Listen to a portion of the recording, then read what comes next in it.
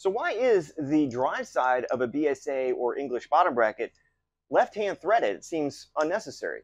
Actually, it has to do with the physics that are going on inside the bearing itself. I will draw your attention to this wonderful graphic prepared by our crack staff. And you'll see these are a model of each other at this point.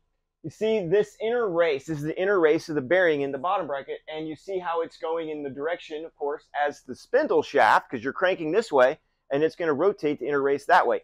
Well, that is going to drive the balls. Think about it as a gear. See how this spur gear going the exact same direction, and it's got this little sun, is actually these little planetaries are wanting to rotate in the opposite direction. So it's the same physics going on here.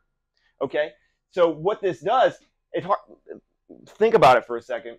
If this is spinning this way, it's actually grabbing onto that gear tooth and trying to rotate this in the opposite direction of the sun gear.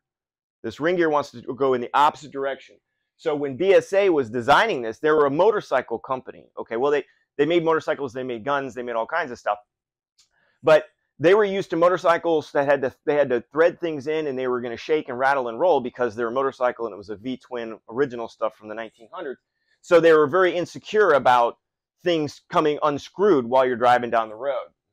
And so by this going in this direction, that is putting an opposite force on the outer race. So imagine this is getting screwed in to the left. Now see how that works. It's getting tightened to the left.